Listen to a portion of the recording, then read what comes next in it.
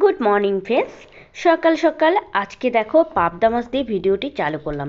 আর সকাল সকাল এরকম ভালো মন্দ মাছ হলে বা ভালো মন্দ জিনিস হলে মনটাও ফ্রেশ হয়ে যায়।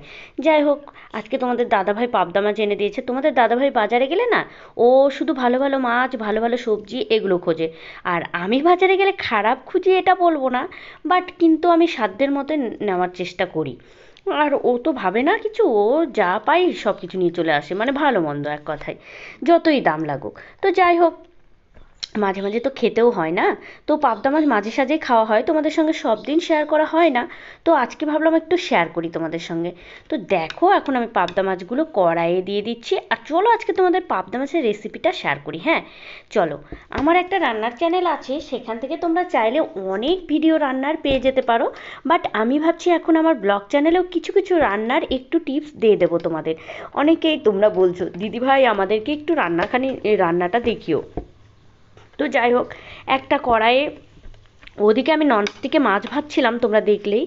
আর এখন আমি একটা কড়াইয়ে একটুখানি জিরে নিয়ে নিয়েছি। জিরেটা আমি কাঠখোলায় ভেজে নিচ্ছি। আর জিরেটা ভাজা হয়ে গেল ওদিকে। আর এদিকে আমি ফোড়নের জন্য নিয়ে নিলাম শুকনো লঙ্কা একটা, আর তেজপাতার মতো দুটো, বা একটা তেজপাতাও ফাটিয়ে নিলাম। যাই হোক, এখানে দেখো পাবদা মাছ তোমরা অনেকেই অনেক রকমভাবে খাও। তো আমি রোজই পোস্ত দিয়ে বা মাঝে সাঝে পোস্ত দিয়ে সর্ষে দিয়ে খাই। তো আজকে ভাবলাম ইউটিউব দেখে সার্চ করে একটা নতুন রেসিপি বানিয়ে ফেলি, পাবদা মাছ ফুলকপি আলু দিয়ে পাবদা মাছের গা মাখা ঝোল।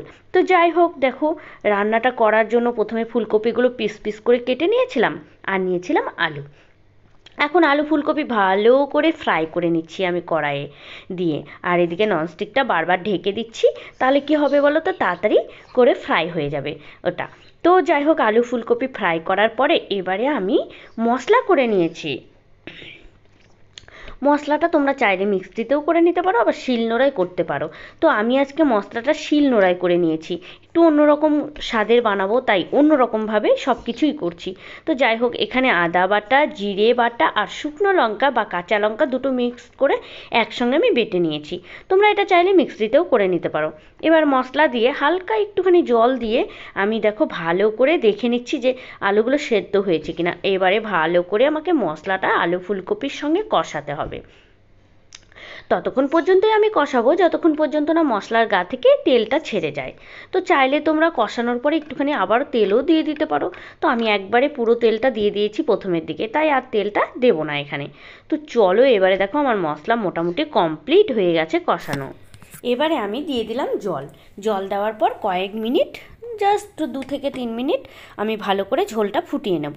তারপরে ঝোল যখন টকবক টকবক করে ফুটে উঠবে তখন দিয়ে দেবো আমি পাবদা মাছগুলো। এখানে পাবদা মাছের যে কোনো রেসিপি খেতে আমার ভীষণ ভালো লাগে, বলতে পারো আমার পছন্দের মাছের মধ্যে পাবদা মাছ একটা মাছ। তো যাই হোক, পাবদা মাছের ঝাল খেতেও আমার ভীষণ ভালো লাগে। তোমরা যদি পাবদা মাছের ঝাল বা পাবদা মাছের সর্ষে বাটা, পোস্ত বাটা এগুলো রেসিপি দেখতে চাও, তাহলে আমার রান্নার চ্যানেলকে ফলো করতে পারো। যাই হোক, চলো এবার পাবদা মাছগুলো আমি কিন্তু দিয়ে দিচ্ছি এর মধ্যে। তোমাদের দাদাভাই না পাবদা মাছগুলো কেটে নিয়ে এসছে, বাট পাবদা মাছের পেট কাটেনি, জানো তো। তো পরে আমি তোমাদের দাদাভাইকে বললাম, তোমাদের দাদাভাই কী বলছে বলো তো, পাবদা মাছের পেট কাটতে হয়। আমি বললাম পাবদা মাছের ভেতরে কি নাড়ি ফুড়ি কিছু থাকে না যে পেট কাটতে হবে না? দোকানদার আমাকে পেট কেটে দেয়নি, তোমাদের দাদাভাই বললো মাছ কাটা আছে, শুধু রান্না করে নিও। তো তারপরে যখন মাছ ভাজবো, আমি মাছ ধুচ্ছি, তখন দেখছি পাবদা মাছের পেট কাটা নেই। তারপরে আবার পেট কেটে নিলাম। যাই হোক, রান্নাটা তো তোমাদের সাথে বকবক করতে করতে পুরোটা হয়েই যাচ্ছে। এদিকে ঝোলটা ফুটে গেছে, তখন মাছ দিয়ে দিলাম। মাছ দিয়ে আবার একটু ঢেকে দিয়েছিলাম।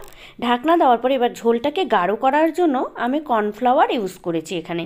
তোমরা চাইলে কর্নফ্লাওয়ার ঘরে না থাকলে তোমরা এর মধ্যে 1 চা চামচ বা 2 চা চামচ চালের গুঁড়ো কিংবা আটাও দিয়ে দিতে পারো ঝোলটাকে ঘন করার জন্য।